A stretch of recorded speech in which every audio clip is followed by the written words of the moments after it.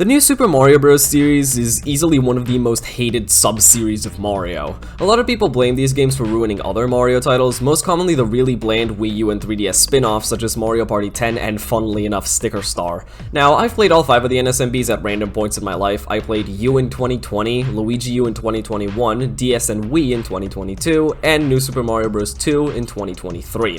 I've done several challenge runs in these games in the past as well, but I've never really talked about each game from a critical standpoint, so about a month ago, I sat down to replay DS and 2 as those were the 2 games that I remembered the least. I replayed Wii back in April for literally no reason while working on the SPM video, and I've beaten Mario U and Luigi U enough times to not have to replay them, so that only really left me with DS and 2. And now that I've beaten them, I want to talk about the series, so without further ado, let's start. This is the New Super Mario Bros. Quintology.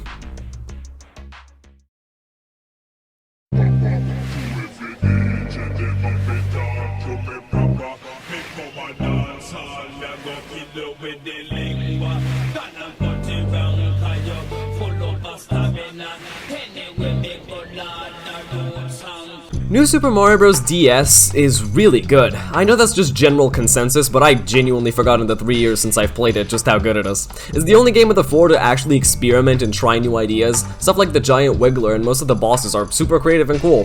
One thing I can't really say I'm the biggest fan of, however, is having to unlock Worlds 4 and 7. They're some of the best in the game, so it's unfortunate that most people probably aren't going to care enough to unlock and beat them. And while we're on this topic, I'm also going to mention the secret exits and star coins. The star coins are at their absolute best here because they couldn't just shove them in walls like in Wii. They actually had to think about where to put them here, and as a result, they are the best in the series. The secret exits, on the other hand, I'm not the biggest fan of. It might just be because I'm way more familiar with Wii and U secret exits because I played them way more, but some of the secret exits in this game, especially the Ghost House ones, annoyed the hell out of me. They lock a decent amount of them to just having a mini mushroom or blue shell with you, and that is not fun. And while we're here, this game has the worst power-ups in the series. The Mega Mushroom is so overpowered you can only use it in a couple of levels. The Mini Mushroom is only useful for secret exits and getting random star coins, and the Blue Shell, while the best of the 3, is still very situational and really hard to obtain. This is one aspect the later games do a lot better. They all have 1 or 2 primary power-ups that are also core parts of the game's personality and playstyle. Wii's Propeller, 2's Leaf and Goldflower, and U's Acorn are all really important to their specific game. Here, your main power-up for most of it is just the Fire Flower, which is unfortunate. What else do we got? Oh yeah, I really like World 8. It's an actual challenge while also remaining really fair for most of it. The final castle is also the best in the series, bar none. Wii has the better final Bowser fight, but this one has the better level. It has a really good gimmick and is much longer than the rest of the game, just generally top-notch stuff. Outside of World 8, I'd say the highlights are Worlds 4, 5, and 7. The beginning 3 worlds are a bit bland and leave something to be desired, but I won't complain as they are the first 3 worlds and it's understandable for them to be simpler. On the other hand, World 6 is really weird. There are maybe 2 actual mountain levels in here. Everything else feels like leftover levels from previous worlds, and it's really weird. Yeah, that's about it. It's definitely in the upper half of 2D Marios, and I'm not even saying that because I prefer the new Soups over the old 2D Marios. It's just actually a good game. It gets often overshadowed by the other 4. Hell, this is the only one of the 5 I've never talked about before, and that's a shame because it is really good. Now, on to Wii.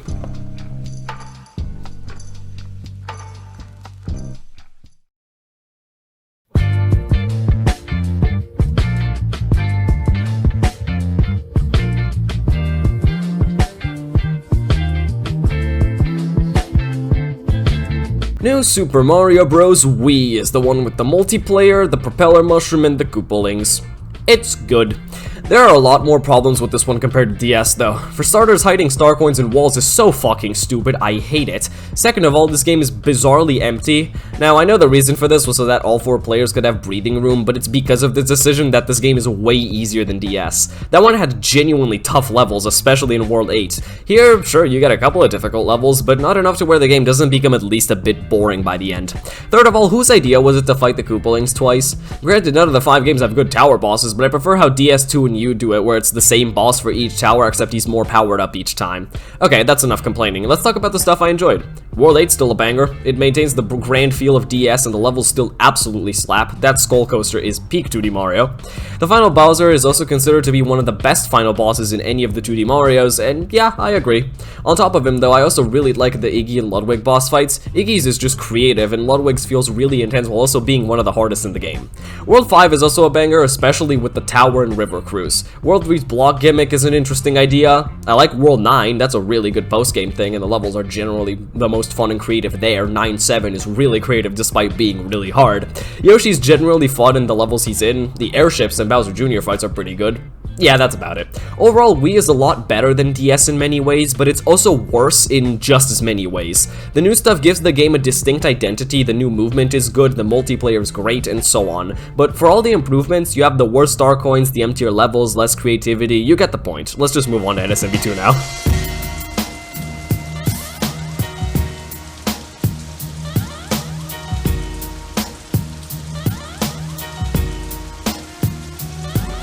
New Super Mario Bros. 2 is the worst of the 5 and it's not even close. I don't have much to talk about here, and honestly that's pretty fitting. This game is just boring.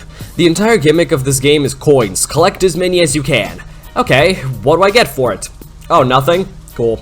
I could stop there, but fuck it. This game is even easier than Wii, which is bad because that means it's almost brainless now. The star coins are better than Wii's because they didn't have any hidden walls anymore, but unfortunately they're not better than DS because they're way too easy to get. This game brings back DS's 2 optional worlds, except they're now unlocked with secret exits instead. The mountain world is gone, the beach and forest world are mashed into one, which is pretty nice. The final world lost its grand feeling. I don't know, man, this game just feels empty. The entire gimmick of it is completely pointless. The main power-up is just Mario 3's again. The bosses are the Koopalings again, except you get rid of them in 2 seconds. They're not even remotely interesting. There is nothing worthwhile here. DS and Wii had genuine highlights and a soul. This one just kinda doesn't.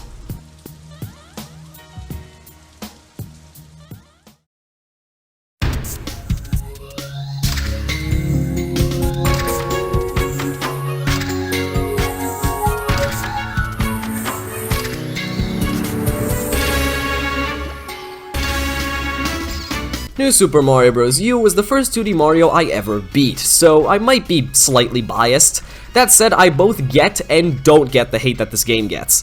At its core, it's a mix of DS, Wii, and Super Mario World. It has more compact levels, fit more for 2-player rather than 4, while also having a couple of unique and creative ideas. The Beanstalk level and Van Gogh's Swamp are the best examples, but on top of that, it also has some levels that are literally just better versions of levels from Wii. Fight of the Parabeetles is literally just a better 7-6, and Magma River Cruise is just 5-4 again, except harder. The star coins are in walls again, which is unfortunate.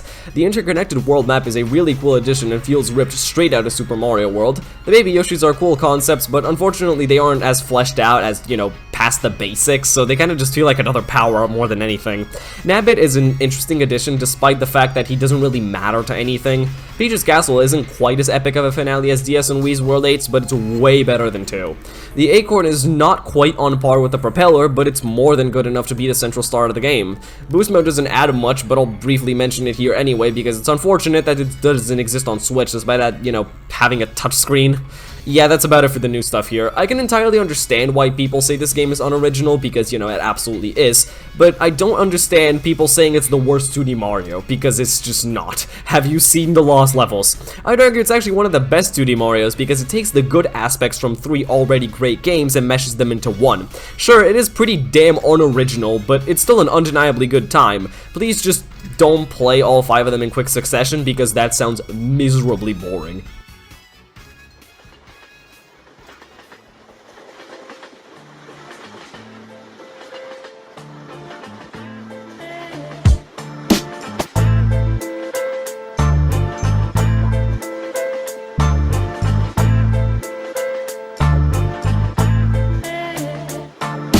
New Super Luigi U is our final stop of the day, and this is just NSMBU again, except the levels are 100 seconds long. That's it! I have so little to say about Luigi U that I'm going to spend the rest of my time talking about something completely different.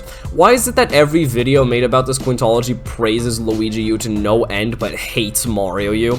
It's not like they're too different. Luigi U is pretty much just a ROM hack of Mario U. The only thing different is the level design and Luigi's physics, I guess. It's like originality is the only thing that matters to these goobers. My theory theory is that everyone with this opinion played all 5 games in succession and got bored out of their minds doing so, and because Luigi used the last game, they appreciated the 100-second gimmick because it was fresh. For the love of Christ, unoriginal doesn't mean bad, it means lazy more than anything. Speaking of laziness, Jesus Christ, NSMBU is an awful Wii U launch title. It does virtually nothing to show off the Wii U besides the HD, which who gives a shit. It genuinely annoys me how shafted NSMBU was, both upon release and ever since. It's not like Luigi U is a fundamentally better game, it's closer to a ROM hack than to being a standalone title. Whatever, rant over. Just please stop saying what is way better than the other. They're basically equal, it's just about what level design you prefer. Now, let's wrap this up. The new Super Mario Bros. Quintology is fine. They all pretty much serve the same purpose of providing a 2D Mario for each console that they're on.